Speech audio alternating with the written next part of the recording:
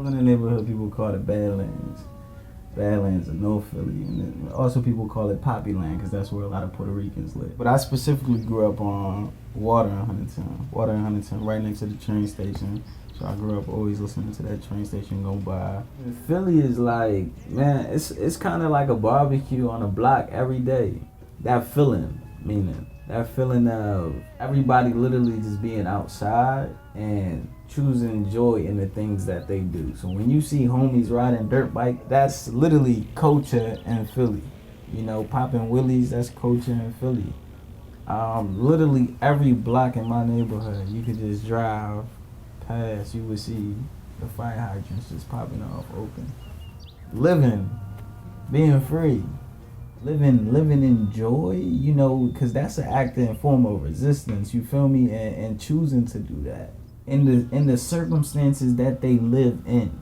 Think about that, the struggles that they live in, not knowing if they gonna be able to pay the bill, not knowing if they gonna have groceries in the fridge by tomorrow, not know if they gonna be able to give their kids school supplies or a backpack, you know, or a clean white tee, some drawers, socks, all that, right? And they out there choosing to celebrate and be in joy. That's being able to survive and live. And that's what my people do every day. It's definitely community centered, you know? It's definitely, you know, we all recognize and we all deal with the same similar trials and tribulations, so we understand that this is a survival mechanism, that we need community to build with each other. So that's why you got little boys connecting with the neighbors across the street, you know, just getting educated or getting that mother figure, you feel me? Coming from a low income environment, education is not priority. The day-to-day life is a constant struggle. The day-to-day life is constantly being aware of your surroundings, you know, instinct. I feel the responsibility to tell the stories that I once missed growing up. You feel me? I feel the responsibility to tell the stories that the 13-year-old aunt, you know, is still traumatized to tell. You have the privilege to create, to be a voice for somebody.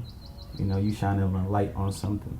But the people that feel like there is no hope in, or they don't see that perspective, that perception of people who live in this reality, it's a type of violence, to be real, because it's silencing all the stories that don't even know why they live in this type of lifestyle. They don't got the knowledge to say why they on welfare, to say why they struggle day to day, to say they, you know, why they in this demographic. And it's the people that I see day to day out on the corners in my family, because they find any way to make life.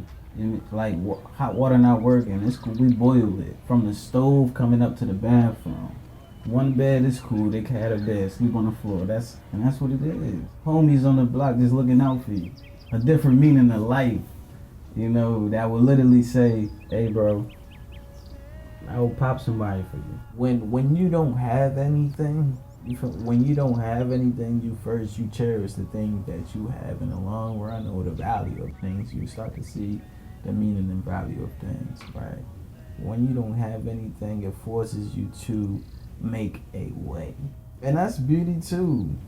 You know, label it poverty, label it however you see it.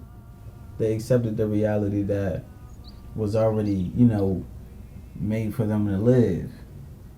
But how can you blame them, because they've been traumatized since a little kid? They've been numb to all the pain, don't even know how to feel anymore. Homies that's locked up right now that don't even know the reality of today, because they got locked up a decade ago. You know, time away from kids, time away from family. Dealing with that constant fear day to day, not knowing if it can happen, if it's your time. But that's the reality of being black, or showing up to be black, right? There's other things that niggas gotta chase. There's other things that I gotta chase. There's other things that I gotta worry about to actually make it out. Make it out of what they built for me to fail in and die in. Because so many people that I seen been lost and traumatized, and they just sucked in it. And they ain't got no hope. But I am their hope. Because I'm the only one that's trying to show them that there is another way out. It's my job and my responsibility to paint that reality. tell them stories. They don't need a fairy tale ending. You don't need a heroic ending at the end. I mean, because this is real life.